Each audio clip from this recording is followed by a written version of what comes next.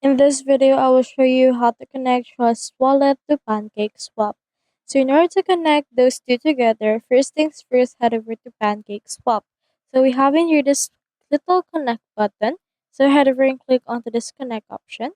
And then from in there, it should be able to show you in here this. So as you can see, we have the option in here for Trust Wallet. Head over and click on that. And it should be able to open right here your Trust Wallet application. Just enter your PIN in order to open it. And as you can see, we have in here this. Just make sure to accept terms of use and click on confirm.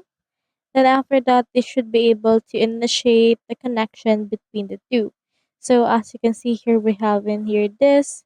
So once you already have it inserted or open into your actual Trust wallet, this means that these two are already connected.